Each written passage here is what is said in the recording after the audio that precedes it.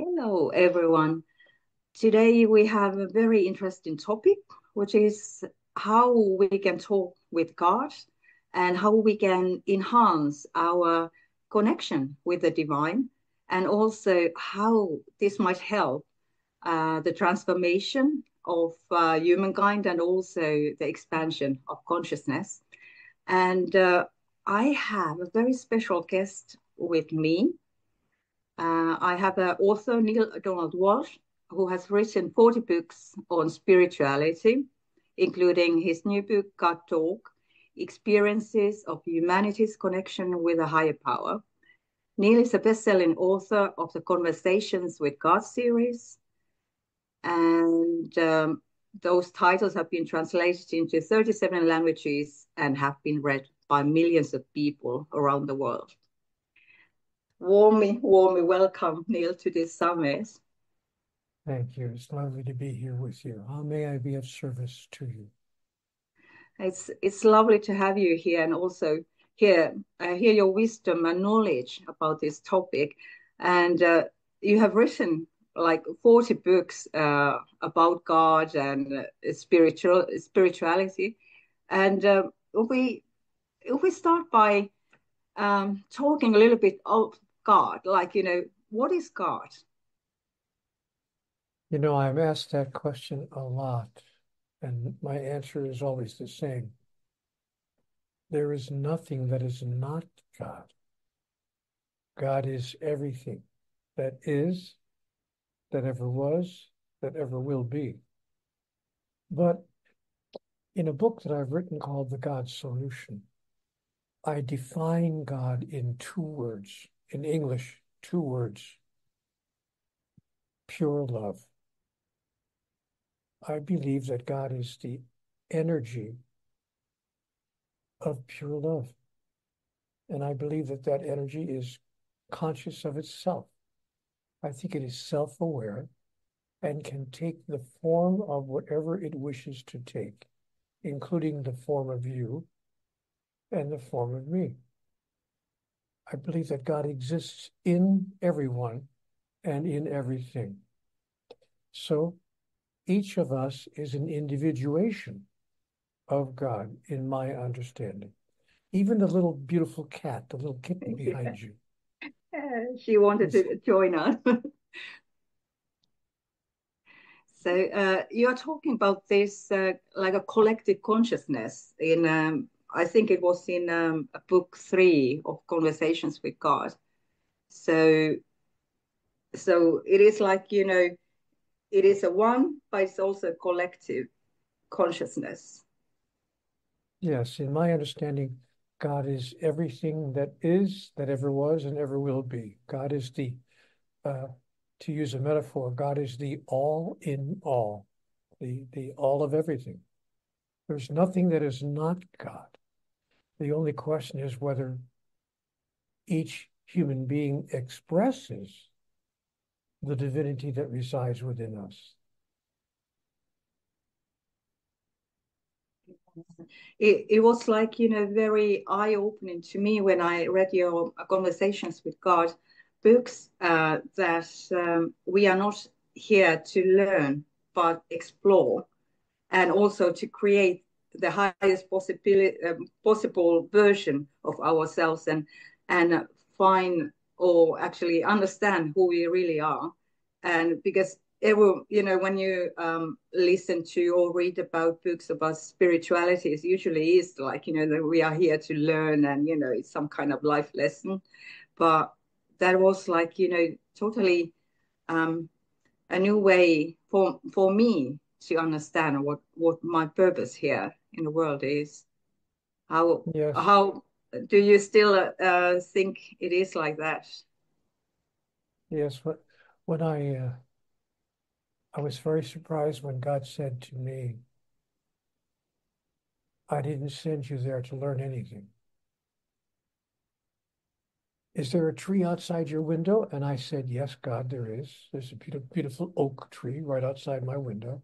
And God said to me, what has that tree learned since it was a seed no bigger than your fingernail? And I said, well, it hasn't hasn't learned anything. It's just grown into itself. And God said to me, do you mean that everything that the tree needed to know to become that beautiful oak outside your window was embedded in the seed? I said, yeah, you could put it that way. Everything the tree needed to know was in the seed. You put it there in the seed. And God said to me, and if I so loved the tree, would I not all the more love you? Do you really think I sent you down there and put no information in the seed that you are? I just put you down there and said, well, good luck. I hope you learn what you need to learn. And if you don't, it'll be kind of a sad day. Too bad for you. God said, no, I implanted within all of you everything you need to know to accomplish the agenda that you came to physical realm to accomplish. So life is not a school. You didn't go down there to learn anything. You went down there to remember who you really are, and then to experience it, to express it, to demonstrate it, and to fulfill your true identity. And those of you who have done that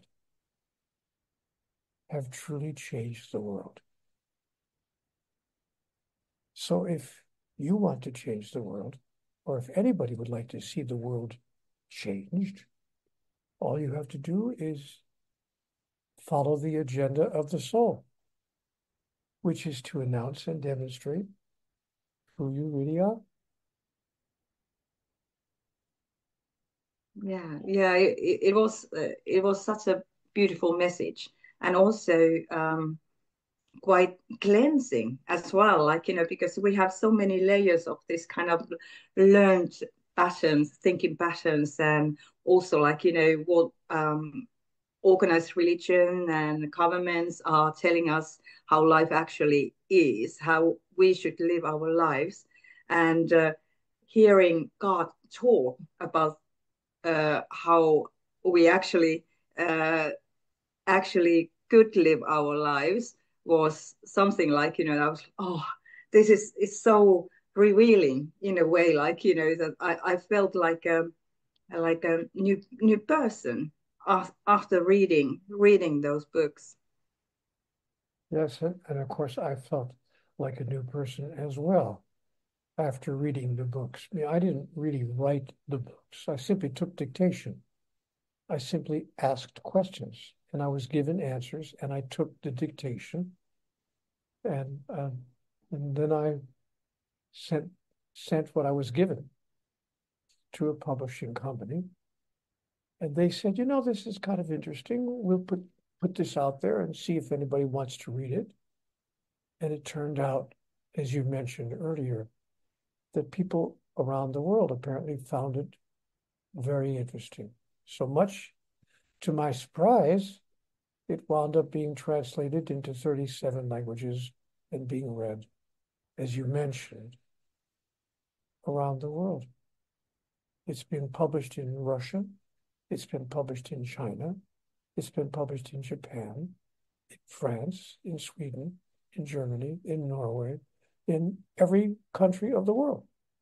And I wouldn't have thought, I never would have imagined that such a thing would happen. But I had nothing to do with it. It was God's decision and God's choice. And that's what happened. So I think that we have an opportunity to really change the direction in which humanity is moving by simply accepting the suggestions and the advice that God has given us directly in her conversations with us. Well, when you were dictating, well, actually, when you were writing it, like how how could you differ, which is like, your voice and which was God's voice? Well, it's interesting. Uh, it wasn't a kind of a voice the way you would hear a voice, like I'm hearing your voice and you're hearing mine. It was a voiceless voice. It was the sound of my own thoughts, except the thoughts were ideas that I never had in a million years. I never thought. So when I began hearing thoughts that were different from anything I've ever been taught or told, I decided to write them down. And I began keeping a record of all the thoughts that were coming to me. Revolutionary spiritual ideas. And then I sent that dialogue. It was an on-paper dialogue. I call it an on-paper dialogue because as I was receiving these thoughts in my mind, I, of course, had other questions. You know, well, what do you mean by that? Or how could that be true? What about this? What about that? And the more questions I had, the more answers I was given. So I kept on writing and writing. I was writing like crazy, as fast as I could. And then I was told in the dialogue, Neale, you will make of this one day, you'll make of it a book, and it will be accessed by many people. And I thought, no, that's not going to happen. You know, this was a private experience I was having, a personal, sacred moment in my life. Well, I never thought anyone else would ever be aware of it, except that God said to me, you will make this into a book. And I thought, nobody's going to publish a book because some man says he's talking to God. No publisher is going to put that book out. So I sent it to a few publishers, I think 2 or 3 publishers, on a dare. I was daring God. Okay, show me. Well, one of the publishers called me. It was not a giant publisher, not one of the major publishing houses, but a small publisher on the East Coast of the United States. And they said, we'd like to put this book out. And I said, you're kidding me. Really? They said, yes, it's a wonderful piece of fiction about a man who has a questions for God. I said, wait, whoa, wait a minute. This is not a piece of fiction. And the man said to me, do you think this really happened in your real life? You didn't make this up as a story? A piece of fiction? I said, no, it's not fictional. This happened in my life. And the publisher said, well, okay, we'll put it out as a non-fiction book, but you're not going to find 500 readers because no one's going to want to read a book because a man claims to be actually talking to God. Come on. But we'll put it out, you know, it's interesting stuff, but you're not going to find 500 readers. And he was right. We didn't find 500 readers. We found 5 million. And now, 30 years later, we're told between 15 and 20 million people have read the book in 37 languages, as you mentioned. So I'm not bragging. I'm just saying this is what happens when you listen to God and do what God suggests. It was a message people wanted. They needed that. It is like, you know, I think so many people are so fed up with religions and churches, different their ways of conducting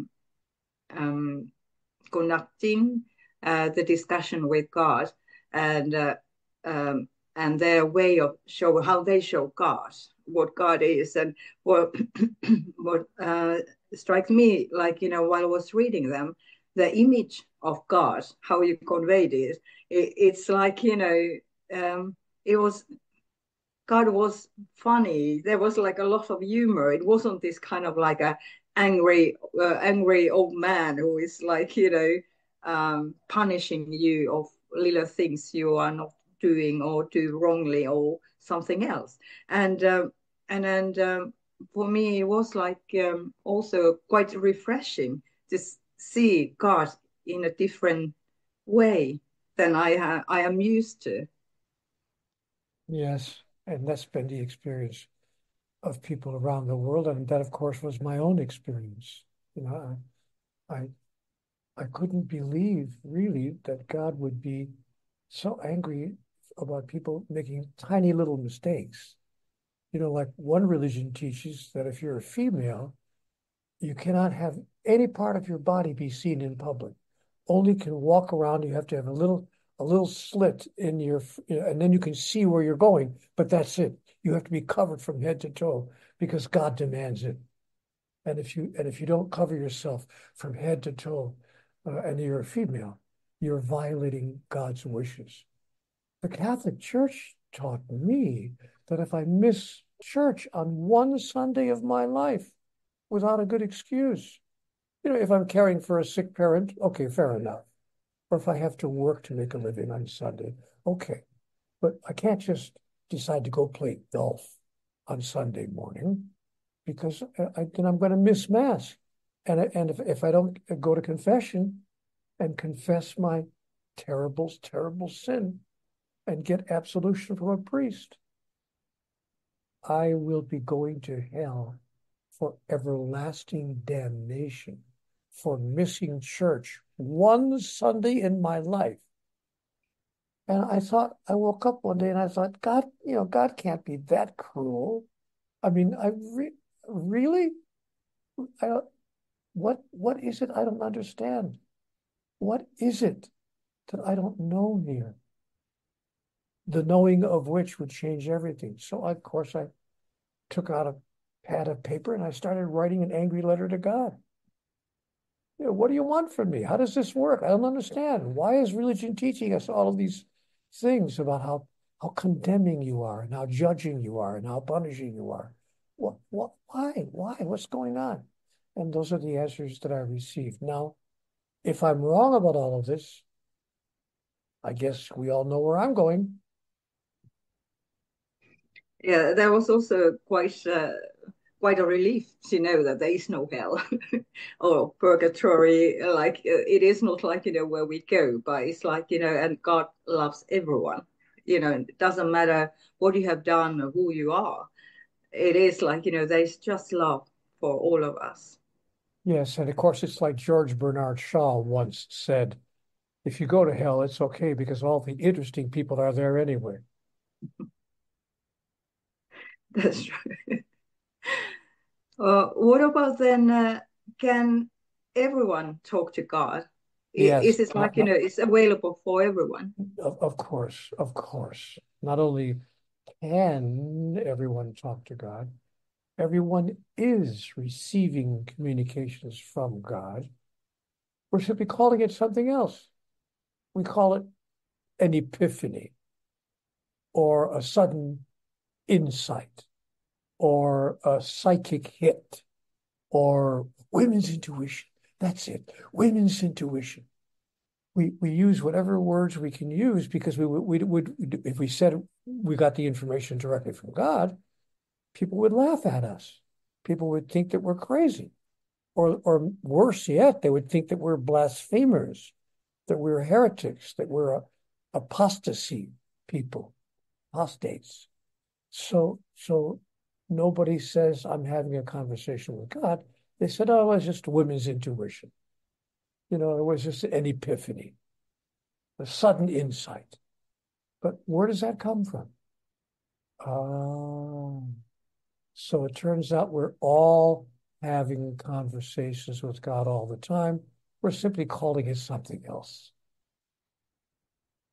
How, if someone would like to start the process of talking to God, you mentioned like there's a six steps that we could use in order to create this kind of connection with God. Yes, well, it's really very simple. The first step is we have to agree with ourselves that it's possible that that God really exists and that God actually talks back and forth to human beings. And after we agree with ourselves that it's possible, then the second step is worthiness. We have to accept the fact that we don't have to be the Pope or the chief ulama or the head rabbi in order to be spoken to by God. Ordinary people are worthy to be spoken to by God as well. So we have to embrace our own worthiness.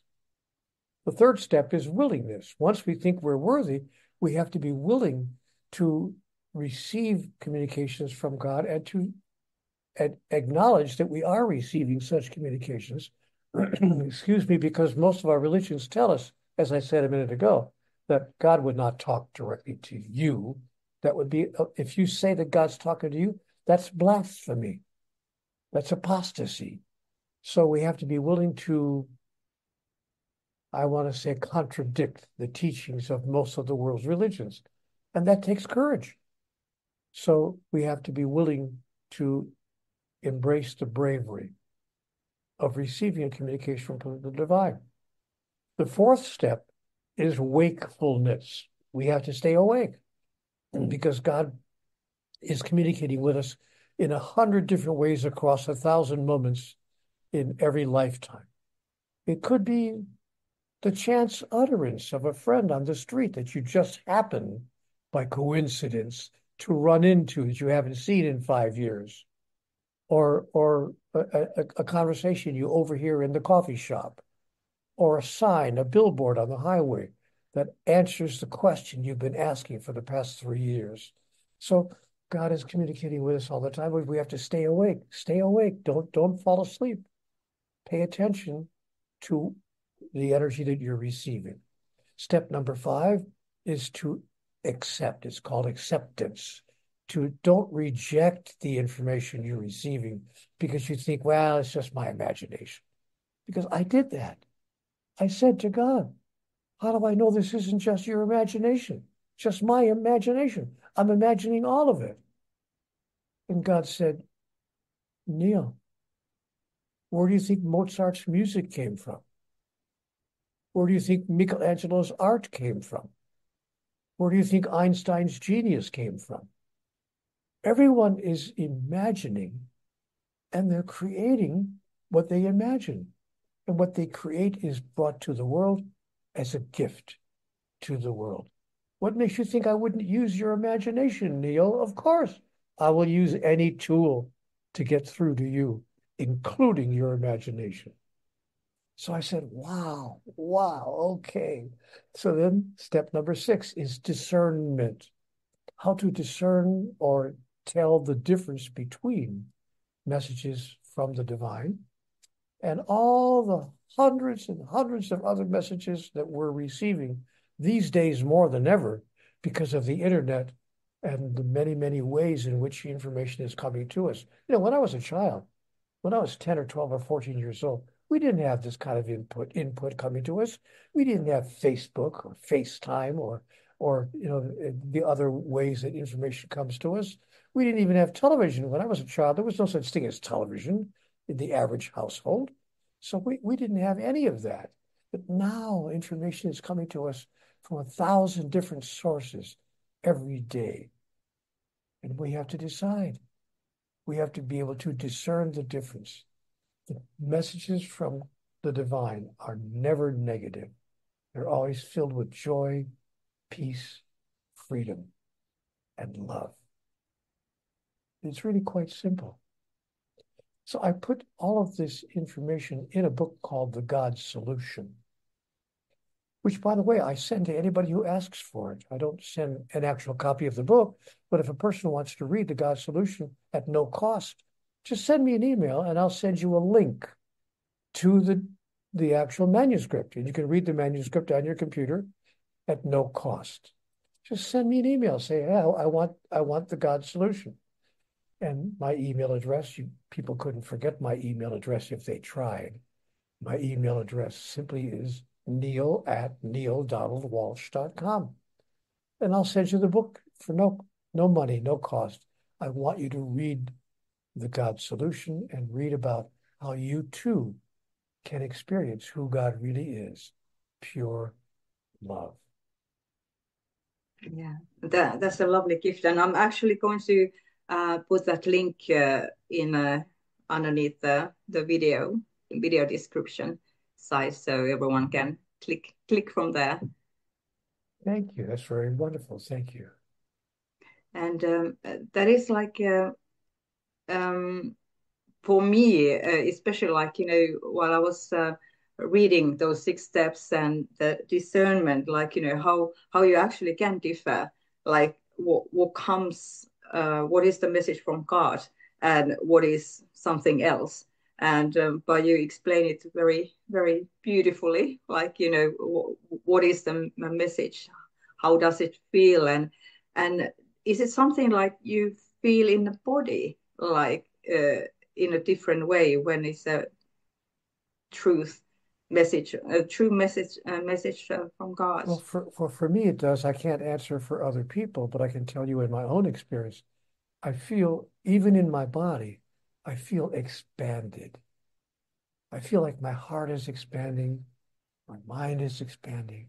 I just feel expanded and joyful and more peaceful than I have felt in a long time. And I feel more loving toward other people and other things. I even go out and hug the tree in the backyard, the oak tree I was talking about before. I go give it a big hug and I say, thank you for being such a magnificent part of God's creation. So I feel loving and expanded. That's how it feels inside of me. I can't answer for anybody else, but that's been my experience. I noticed while I was reading the conversation with God, that there was also some kind of healing energy coming through the books, because I noticed I sometimes went into this kind of like a bit like a trance state. And it felt similar, like, when I'm giving Reiki energy, and you kind of, you are here, but you are not really. And it was especially in those parts which were like um, very different from what I had believed before. So it was like it was healing some kind of thinking patterns in me while I was reading. I can't explain it, but it was like very interesting because I never noticed that before in any other books what I've been reading. And because I work quite a lot with energy, so I could feel that there was like, something um, healing coming through the words and the message and that the books convey. And I don't know, did you notice yourself something similar while you were writing it? Well, I'm not sure I would use the exact words, but I did feel changed for sure.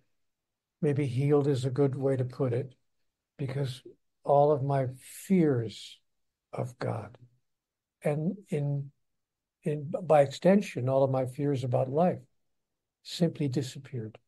I stopped being afraid of God. And then I stopped being afraid of life. And I even stopped, believe it or not, I even stopped being afraid of death.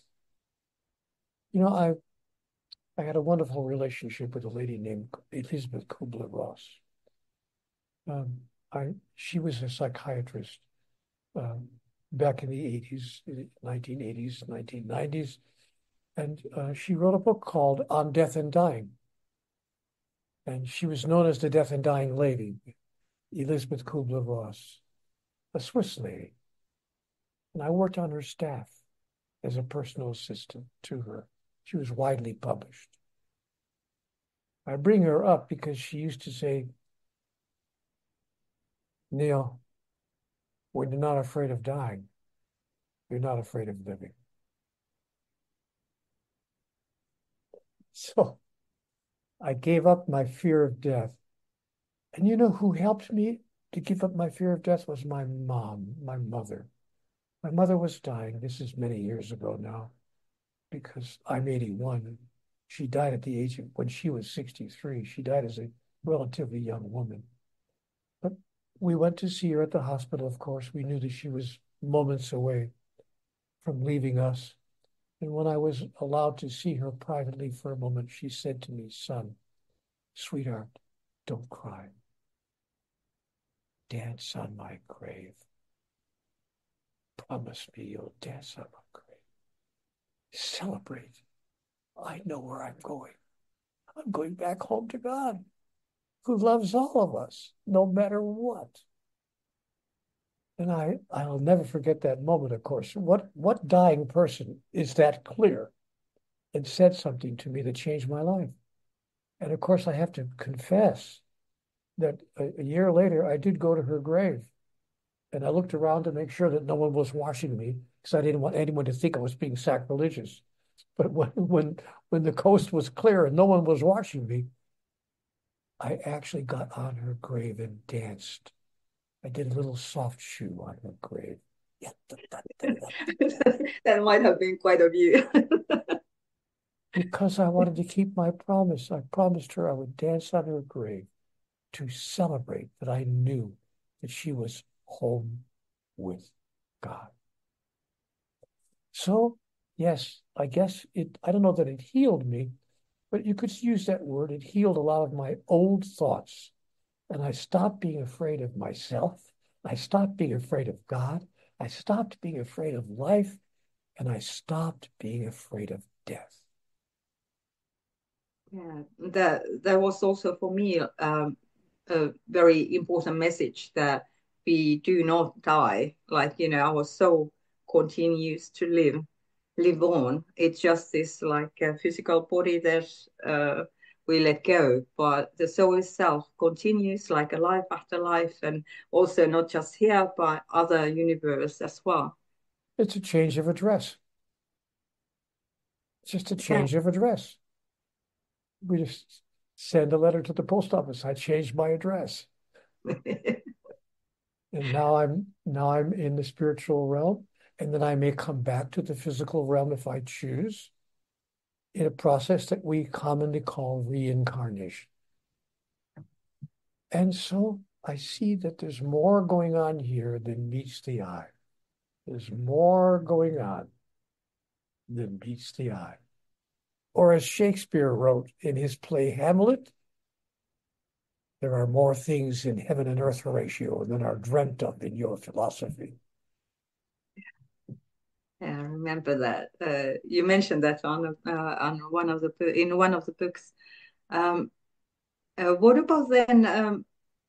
How do you see that there have been some kind of change since you wrote the first books in the 90s, and oh, when we come today, that there is like more awareness and more maybe people are coming aware of who they really are. Yes, I think so. I think it's demonstrably um, proven that more and more people are expanding their awareness that who they are really is not just a body, not just a mind, but really a spiritual being having a physical experience. And we're seeing more and more of this consciousness in the world. And I think it's only a matter of time.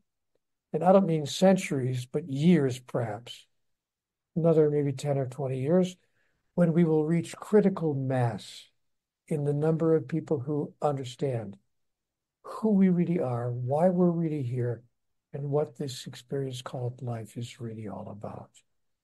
And that's because of the work of people like you who produce podcasts like this, who continue to put the word out there and spread the word to hundreds and thousands of other people. So it's people like you who are going to make the difference in the years just ahead. So I really am grateful for you having me on this program and giving me a chance to share what I've come to share. How nice And of you. we are very grateful for having you here and having you sharing your wisdom on this topic. Um, what about then if more and more people start to talk to God, will we somehow quicken that expansion of awareness, like collective awareness, consciousness? Yes, I think so. I think it's happening. I think we could begin to see that kind of a change happening. I mean, we're talking about things on the internet right now that we wouldn't have talked about 10 years ago. And 20 years ago, we wouldn't even be discussing it in private. So yes, the discussion is expanding, and I think that consciousness is expanding as well. And I think that we are a short time away from the place where we will change the way we decide to be human, change the human experience of itself. That's called transformation. And I think that global transformation is coming very soon, relatively speaking. Before my grandchildren are my age, I believe things will be entirely transformed. How do you see how the world will be then? Well, I think we'll all love each other purely. I think that I believe that violence will virtually disappear. We won't have wars between nations because they disagree about a boundary line, about where the territory is.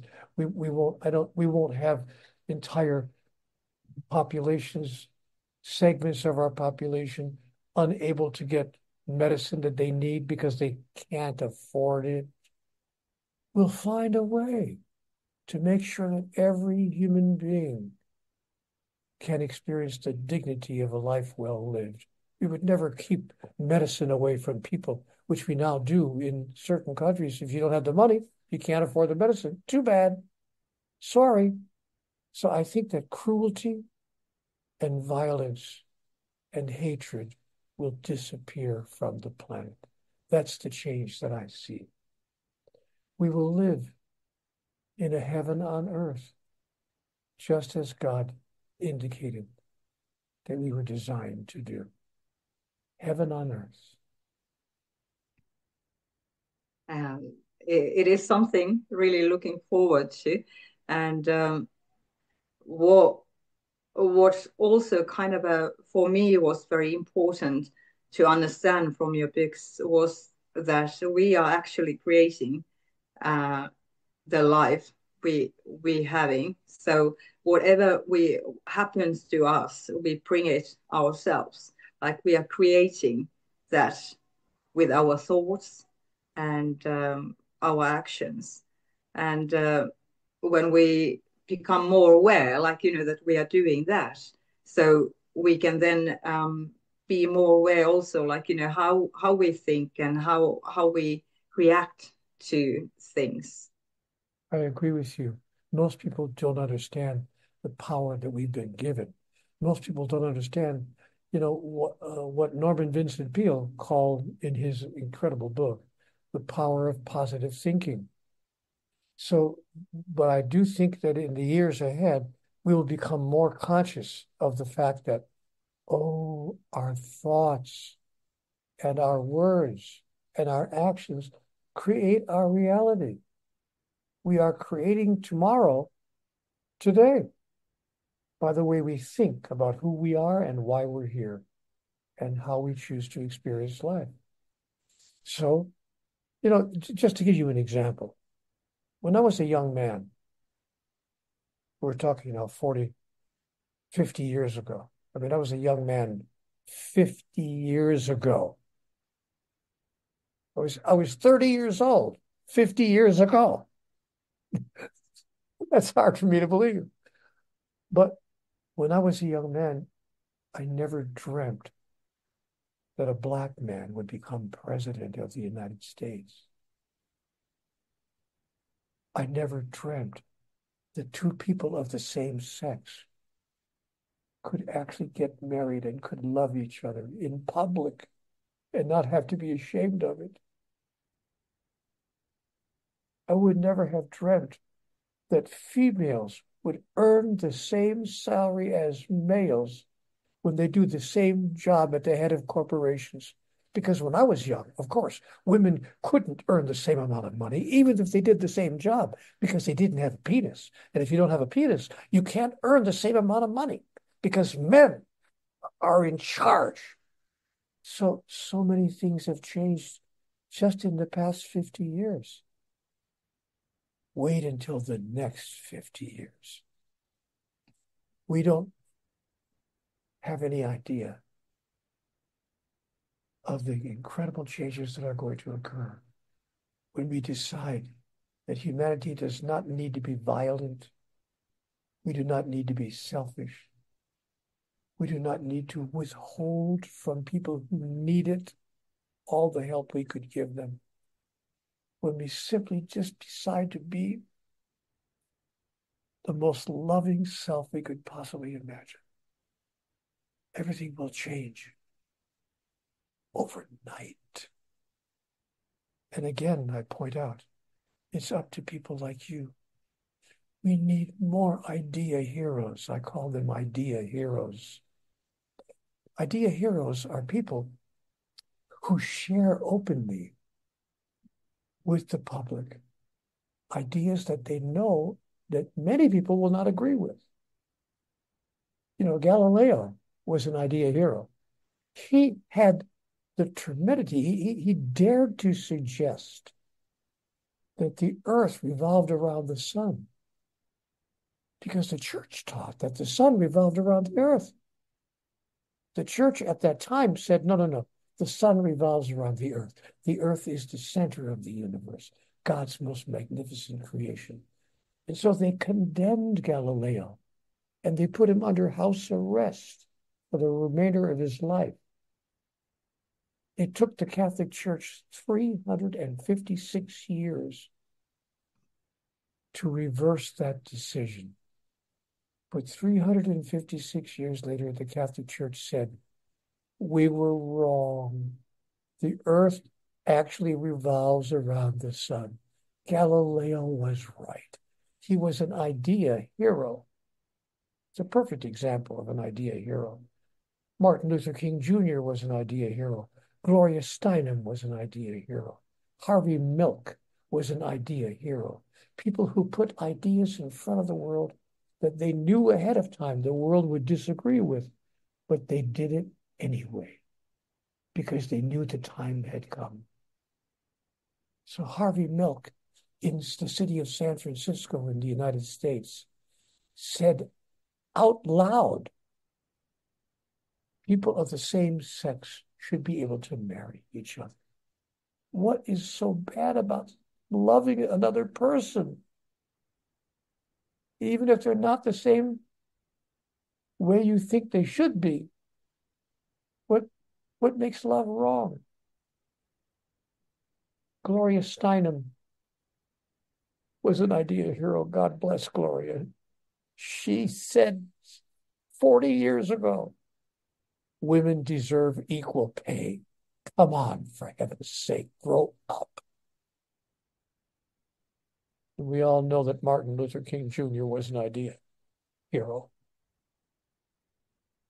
And so now the question today is, are we willing to be idea heroes and to place before humanity, by the way we move through life, ideas that we know that not everyone will agree with, but one day more and more people will embrace as a truth? Of course. Of course. How do you see? Yeah, sorry if I missed. How do you see if more people are seeing the God as God described in your books, and who they really are? How would that affect different religions and Well, churches? I think that religions, you see, religions, I think, hold great wisdom. I'm not against religion. If it weren't for the world's religions, and by the way, there are over 4,000 faith traditions in the world today. Not since time began, but I mean, being practiced right now on the planet. And I hold that the world's religions carry to the people great, great wisdom. They simply don't have the whole story. There's simply more to know on this subject. So I think that religions carry great wisdom, but not the entire story. How it will change religion? I think religion will be changed because religions will expand the story that they are sharing with people. And they will say one day, God loves you so incredibly that she would never punish you for anything, any more than you would punish a 2-year-old child for spilling the milk at the kitchen table. You don't punish your 2-year-old child because you know that sometimes 2-year-old children do things like that. Well, God sees us, human beings, as sentient beings who are acting like 2-year-olds, actually killing each other because we disagree, acting like 2-year-olds. So God will not punish us for acting like 2-year-olds. God will simply patiently await for us to evolve to the point where we can see the nightmare we have created for ourselves and step back from that nightmare. Even as Martin Luther King Jr., even as Gloria Steinem, even as Harvey Milk generated a new way of thinking about life and about the world. I could, of course, be wrong about all of this, but I don't think so. This is such an important topic, and I could talk about about this for hours and hours, but I think our time is starting to finish now. So, do you have any final words from you or from God? Well, I think God's most important message to me were 2 messages. Number 1, you've got me all wrong. So I wrote a book, actually, with the title, God's Message to the World, you've got me all wrong. And so that's the most important message that God could send to humanity. You've got me all wrong. Consider the possibility that there's something you do not fully understand, that the story is not complete. Consider the possibility that there's some data missing. And the second most important message that I received from God, Neale, she said, Neale, your life is not about you. Your life is about everyone whose life you touch and the way in which you touch it. But when you understand that, you will experience at the universal level that your life is about you for an elegant reason. There's only one of us in the room. We are all one. And when you embrace that understanding, your life will change completely, as will the world that you touch. I could, as I said, be wrong about all of that.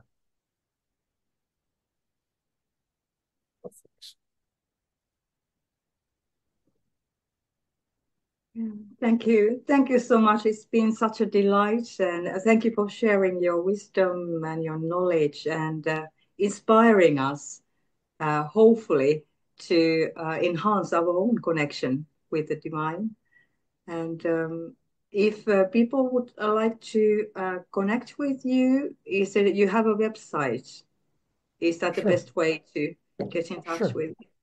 Sure, they could just go to, if they want to connect with the message of Conversations with God, CWG in the initials, they just go to cwgconnect.com. cwgconnect.com. And you'll find me there. I have a column there called Ask Neale, where I answer questions from people 3 times a day. I visit that platform 3 times a day, every day. And that's where people can find me. Oh, and by the way, I'm sorry, I want to correct you on one thing. You've said 5 or 6 times now here in the last hour, you talked about, Neale, your wisdom. Thank you for sharing your wisdom, your wisdom, your wisdom. I keep hearing you use the phrase, your wisdom.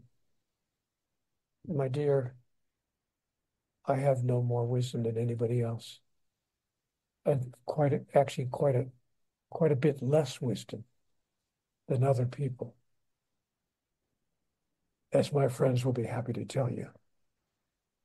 But I did take good dictation. I took dictation, and I have a good memory. And I remember what I was given the wisdom that I was given in conversations with God. So what you're hearing is not my wisdom, but that which was given to me to pass along to others.